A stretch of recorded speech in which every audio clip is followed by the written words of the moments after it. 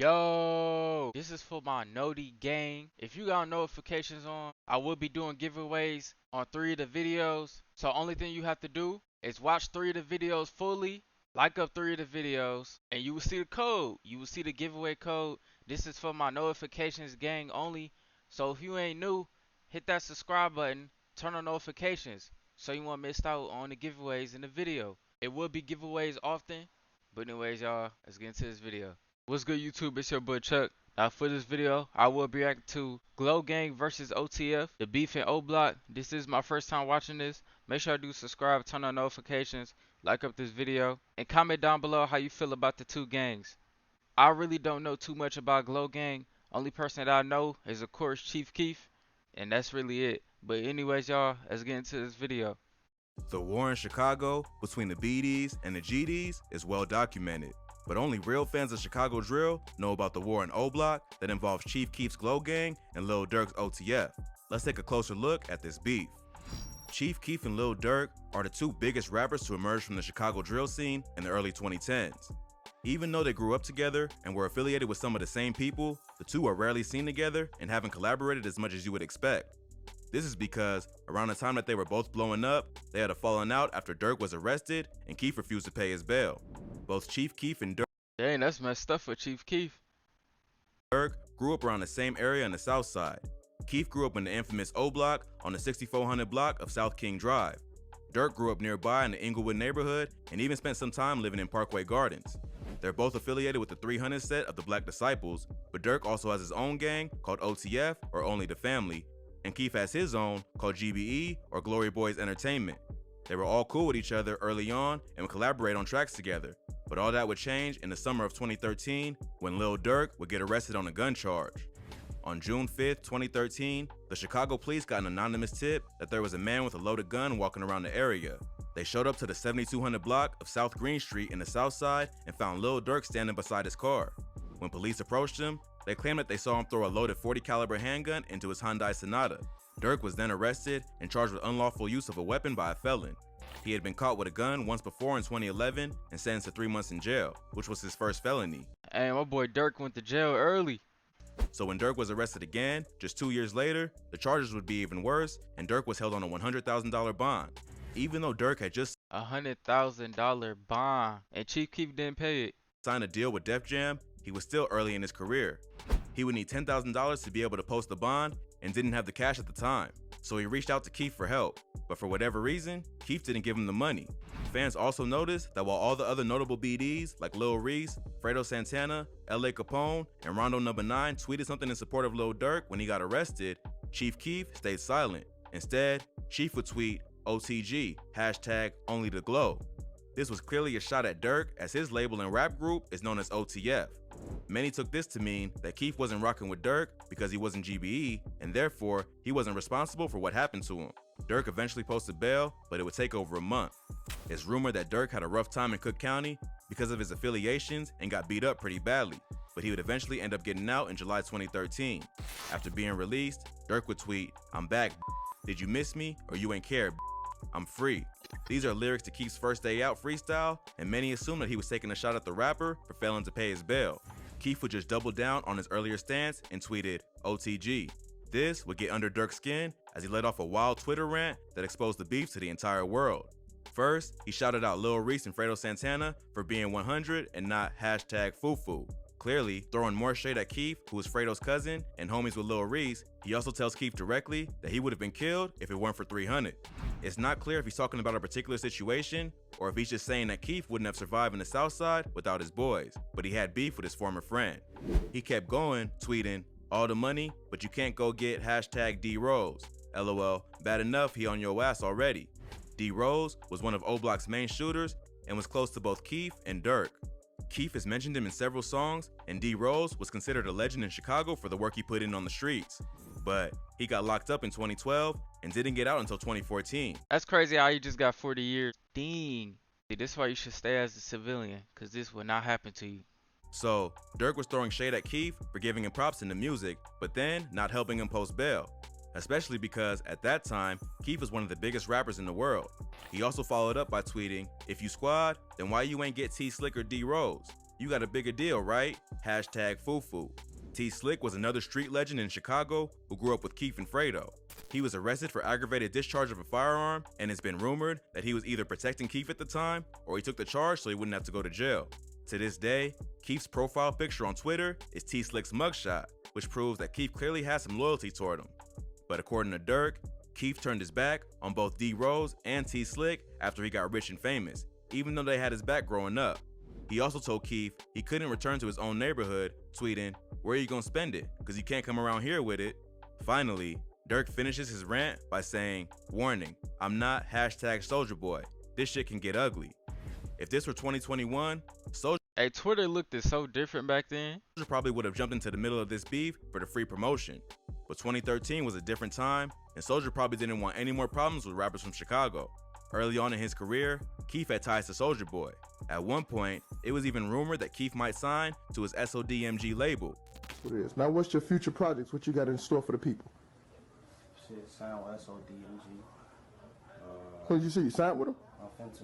Oh, that's what's happening, man. Are you using Liberty Mutual's coverage customizer tool? So you only pay for what you need. Sorry?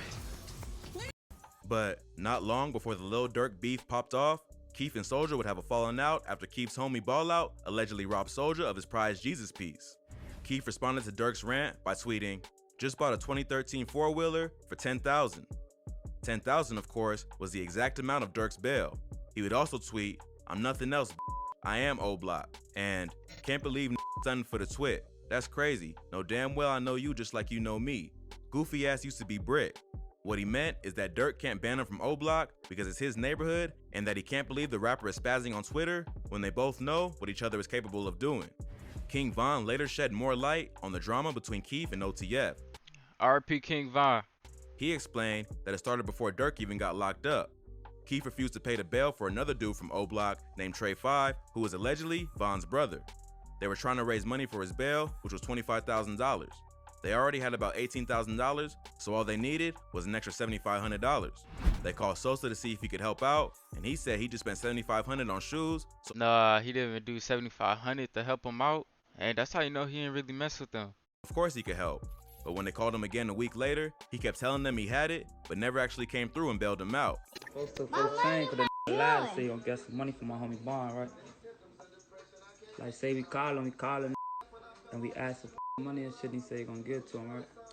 So we say our homie booked the shit, his bond 25,000. We got 18,000, ooh, we need 75 more hundred, right? So the said, he said, "Oh yeah, that's all y'all need, ooh. I just spent that shit on shoes, ooh." We, all right. Why you say it like that though? Now we call him again like a week later or something. Like, damn, what's up with that money, gang? Like, oh, you know, we trying to get folks out. Yeah, how much I need? We need 7,500 and shit. Ooh. They really hustled to get $18,000 and they just asked him for 7,500. And I think he just signed the label probably. And he still didn't hand it out to him. Now, this is a minute ago, you know. So now you get that. Folks get that. What do you say? Yeah, 7,500. I just do that shit in the club and shit. Ooh. So motherfucker see folks. Motherfucker take folks' chain off his neck and shit. Motherfucker take folks' shit. To go get the bomb money. In May of 2013, GBE, OTF, and another set called Mubu that's affiliated with rapper King Louie had a joint concert. Some OTF affiliates decided to jump Keef for refusing to give up the $7,500 for Trey 5's bail, even though he recently signed a $6 million deal with Interscope. During the fight, Keef's homie Ball Out ended up getting his chain snatched, although the rumors are that it wasn't even his chain. It was the Jesus piece he snatched from Soulja Boy. Backstage, they cornered Durk because they believe he initiated the fight. Lil Reese even choked Lil Durk for getting Ball Out's chain snatched. No, I been knew you was going on with Durk. I was right there when you choked Durk. Nigga, you telling me I don't know what's going on. Hey man, I know you ain't no shit, man. I'm gonna get out with you. This my number, lock me in, whatever. Then, Durk would get locked up for the gun charge about a week later.